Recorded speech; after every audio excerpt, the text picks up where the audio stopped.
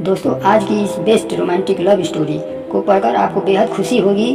यह best romantic love story एक जीजा और साली की है जो एक दूसरे से बहुत प्यार करते हैं। यह जीजा साली प्रेम कहानी आपको बहुत पसंद आएगी और मुझे उम्मीद है कि इस लव स्टोरी को आप पूरा जरूर पढ़ेंगे। इससे पहले अगर आप हमारे चैनल पर पहली बार आए हैं तो हमारे चैनल मोरल स्टोरीज हिंदी को सब्सक्राइब जरूर करें। तो आइए आगे बढ़ते हैं।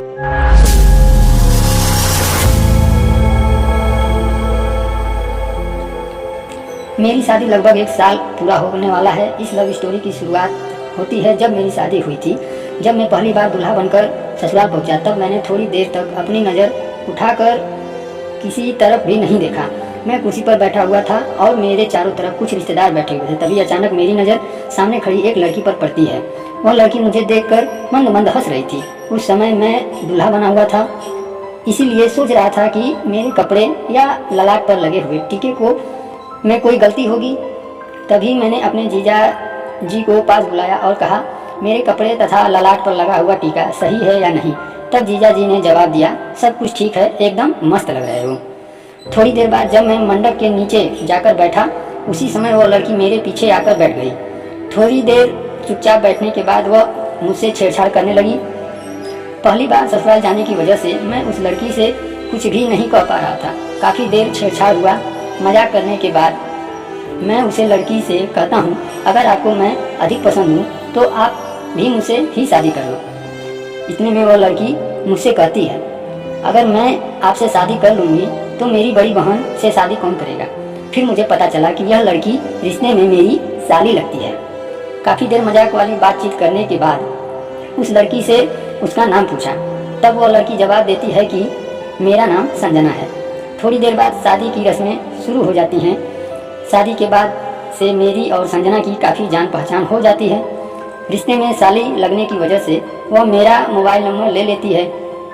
शादी में सारी रस्में पूरी हो जाने के बाद अगले दिन मैं अपनी पत्नी को लेकर अपने घर पहुंच गया। पत्नी के साथ रोमांस करने के लगभग 3 दिन बाद मैं अपनी पत्नी को घर वालों से मिलाने की रस्में पूरी करने के लिए ससुराल ले जाता हूँ। मैं वहाँ जाकर चुपचाप कमरे में के अंदर बैठा हुआ था। तभी संजना मेरे पास आकर बैठ गई। संजना मुझसे बातें करने लग जाती है। थोड़ी देर बातचीत करने के बाद वह मुझसे मजाक के दौरान अपनी बहन के बारे में पूछने लगती है। आपको बता दूं कि संजना मेरी पत्नी की छोटी बहन है जो रिश्ते में मेरी साली लगती है। संजना मजाक के दौरान मुझसे गंदी बातें भी करती रहती थी। रात के समय में मकान की छत के ऊपर सो रहा था। संजना रात में अचानक मेरे पास आकर सो जाती है, लेकिन इस बात का अंदाज़ा मुझे बिल्कुल भी नहीं था। मैं गहरी नींद में सो रहा था। तभी अचानक मुझे मेरे पास किसी लड़की के होने का एहसास होता है। तभी मैं नींद से उठ जाता हूँ और देखता हूँ कि संजना मेरे पास सो रही है। मैं संजना को जगाने की कोशिश करता हूँ और कहता हूँ, जल्दी उठो वरना कोई देख लेगा। लेकिन संजना उठने के बजाय मुझसे लिपट कर सो रही थी। काफ़ी देर कोशिश करने के बाद संजना नींद से उठ जाती है और मुझसे कहती है, जीजा जी आप तो मुझे सोने भी नहीं देते हो। तभी मैं कहता हूँ, शायद आपको पता नहीं है कि आप कहाँ पर सो रही हो। इसके बाद संजना ने कहा, मुझे अच्छी तरह से पता है कि मैं मकान की छत के ऊपर आपके पास सो रही हूँ।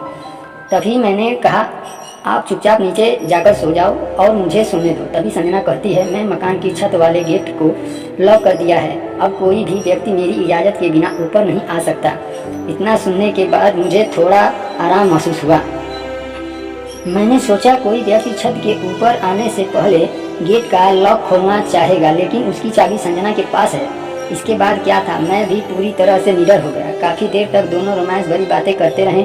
थोड़ी देर बाद संजना मेरे गले से लिपट जाती है और अपने दिल की सारी बातें मुझे बता देती है।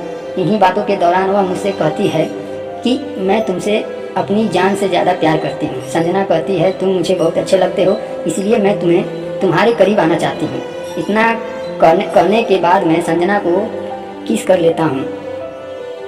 रोमांस करते समय हम दोनों मजाक भी कर रहे थे। रात के लगभग 1 बज चुके थे।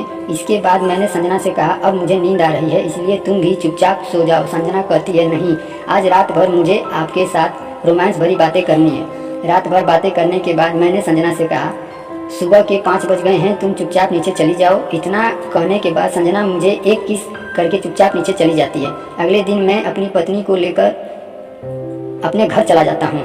मुझे घर जाते हुए देखकर संजना के चेहरे से मुस्कान चली जाती है और वह मुझसे नाराज़ हो जाती है, क्योंकि मैंने रात के समय संजना को बताया था कि आपके यहाँ 2 दिन रुकने के लिए आया हूँ।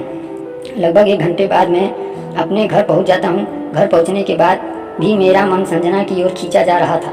थोड़ी देर बाद संजना मुझे कॉल कर देती है और कहती है, जीजा जी आप तो बोल रहे थे कि मैं 2 दिन रुक कर जाऊँगा। मैंने कहा किसी काम की वजह से जाना पड़ा है, लेकिन अगली बार ज़रूर रुकूंगा और आपके कहने पर ही वापस आऊँगा। थोड़ी देर और बातचीत करने के बाद संजना कॉल डिस्कनेक्ट कर देती है। नई शादी होने की वजह से मुझे एक साथ 2 लड़की का प्यार मिल रहा था।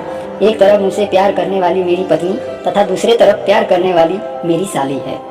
दोनों ही मुझसे अपनी जान से ज़्यादा प्यार करते हैं। लगभग 2 महीने बाद मैं संजना से बात करके अपनी ससुराल पहुंच जाता हूं। उधर संजना को पहले पता था कि मैं उसके घर आने वाला हूं, इसीलिए संजना ने पहले ही मेरे सोने के लिए व्यवस्था कर रखी थी। पहले की तरह इस बार भी संजना मेरे ही बिस्तर में मेरे साथ बातचीत कर रही थी। सर्दियों का समय होने की वजह से हम दोनों एक ही कमरे में सो रहे थे। आज भी मैं और संजना एक दूसरे से मुलाकात करते रहते हैं। साली होने की वजह से मुझे भी उसके बिना नहीं रहा जाता और उससे मिलने के लिए किसी भी बहाने से उसके घर पहुंच जाता हूं। आज भी हम दोनों हर महीने में 2 मुलाकात जरूर कर लेते हैं। तो दोस्तों, अगर आपको ये कहानी अच्छी लगी हो तो एक लाइक करें, एक प्यारा सा कमेंट करें। कमेंट के माध्यम से बताएं कि आपको किस प्रकार की कहानी और सुननी है, और एक शेयर कर दिए और हमारे चैनल को सब्सक्राइब करना ना भूलें। धन्यवाद।